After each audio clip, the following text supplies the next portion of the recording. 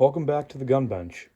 Today we're going to be looking at the Hollenbeck made by Syracuse Arms Company. This one in front of us today is a 10 gauge.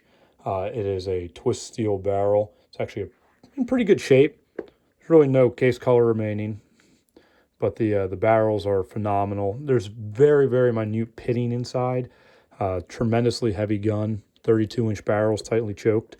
But this is a gun that is chambered for 2 7/8-inch cartridges. These shells aren't typically made anymore, but it is a fun gun. It's actually my newest 10 gauge. I've only owned this one a few months. I saw it at an auction, and it went for a crazy low price, so it is now mine.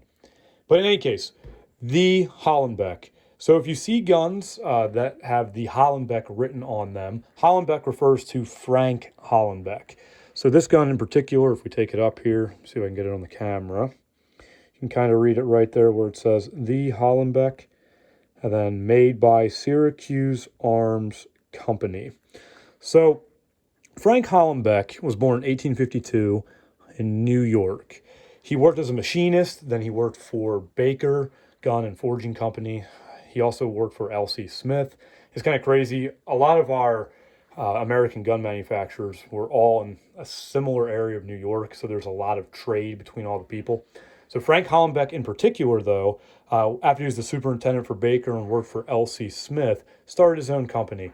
So these guns, the Hollenbeck, were made beginning in about 1892. So he founded the Syracuse Arms Company. Now, he was only with that company for a few years. And if you look at other guns, so this is a pretty low-grade Syracuse. But if you look at other guns from that time period, some will say the Hollenbeck, some will not.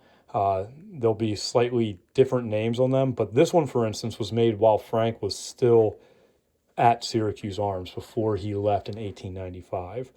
So this gun has 32-inch tubes, has twist steel barrels. You can see they're still in very good shape. You can tell that the forearm here has been very worn down. So I won this at an auction. I put a max bid in. I was surprised that I won it. It came very, very cheap. But it has a replacement stock.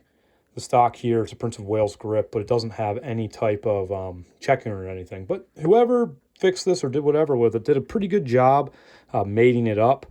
Around the tang, there's a little extra wood. That's okay. It doesn't really bother me. But this gun, it's very heavy.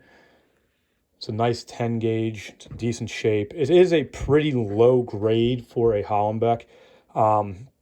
This would be one up from their base model. So the way the Syracuse Arms Company, for their standard guns, rated them, they had 00, which would have been triplet steel, so like a normal steel barrel.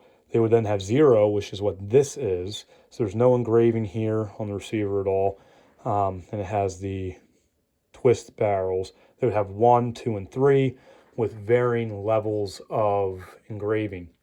Now, as the Syracuse Arms Company grew after Frank left, they would also have grades of A, A1, B, C, and D. So they had their standard grades, which this is like a working man's gun. And then they also had guns that went pretty much as whatever you could imagine they could make for you. They had wonderful engravers. They had just amazing gunsmiths working for them at the time.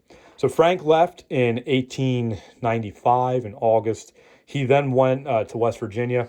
He worked on the Hollenbeck 3-barrel gun. That was an interesting gun because it was a side-by-side with a rifle underneath of it. So it was like an American drilling. So he also had the Hollenbeck Gun Company, the Hollenbeck 3-barrel gun company, and the Royal Gun Company. Someday I might own one of those. I don't own any of them right now. But yeah, this was my first Syracuse Arms, my first Hollenbeck.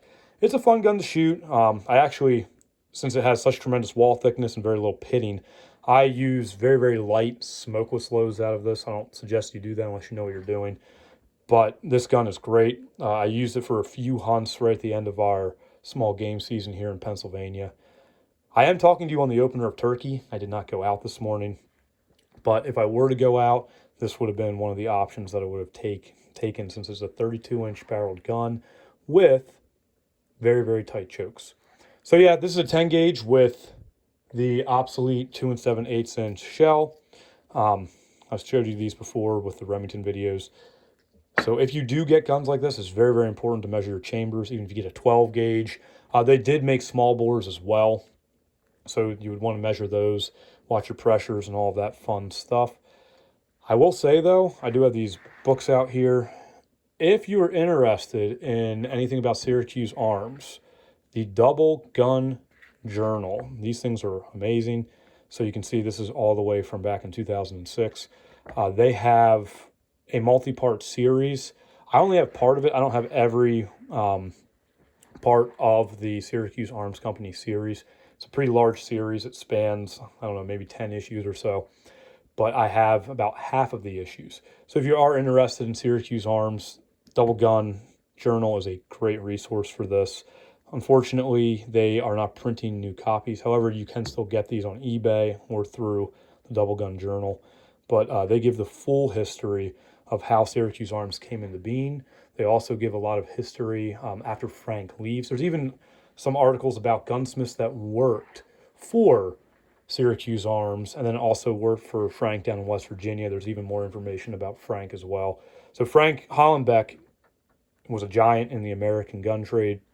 Over 30 patents. He worked for a lot of the gun companies that you would know from that era. So he worked for Baker, he worked for L.C. Smith. He obviously had his own gun here as well, and his patents were used on other guns as well. So this is just a little brief introduction to Syracuse Arms. This gun, earlier make, it's a pretty low serial number. It was made in the first 3 years when Frank was still with the company. These guns are a lot of fun. If you are going to be shooting them, I really suggest finding a qualified gunsmith to tell you how the barrels are to determine whether or not they're safe to fire. If you are going to fire them, there's a lot of information. Join some of the forums. They can give you some load information because you're essentially going to be loading your own shells for these. So we have the brass shells loaded with black powder. So I use a lot of GoX and a lot of Pyrodex. I use essentially 12 gauge loads in most of my 10s. Got a shot tipper here. But if you are interested in these are really cool guns. They can be had pretty cheap too. If you're looking for a 12 gauge, I don't see too many 10 gauges. They are out there for sure. But if you're looking for a 12 gauge, you can have them pretty cheap for the vintage American market. They're not terribly expensive most of the time. You can even get them pretty cheap at auction. But yeah, this is the Hollenbeck made by Syracuse Arms Company. This was made somewhere between 1892 and 1895 before Frank left. So again, if you're interested in these, there's some great information in the Double Gun Journal. There's a little bit of information on the internet as well. Some of it is incorrect. So for instance, if you look at Frank's biography on the internet, it says that he started at Baker, the Baker Gun Company in 1850, I think 8 or something. And he was born in 1852. He did not start as a plant superintendent or working as a machinist when he was 6 years old. So take all of that with a grain of salt. But yeah, there's a lot of information about these guns. They're really cool guns. The older, or rather the later Syracuse models, there are some beautiful guns in the A, A1, B, C, and D grades. Some of the finest American guns ever made. They have wonderful checkering. They'll fleur-de-lis. They'll have tons of lines per inch. They'll have beautiful engraving that's done and executed very well. So if you can find a graded Syracuse, they're way out of my price range, but if you can afford one or find one at a good price, they are a American treasure. So this is the Syracuse Arms Company, the Hollenbeck. 10 gauge, 2 7/8" chambers. It's a fun gun. I'll probably take it out for ducks and definitely for squirrels and rabbits as well. So if you have any questions, if you have any comments, I'd love to hear them, especially if you have any corrections to make. I would love to know. Always just trying to learn more about these and just pass on what knowledge I do know about them, which isn't a ton, but is more than nothing. So I hope you enjoyed this. We'll see what's coming next. Might be an L.C. Smith, maybe a Baker.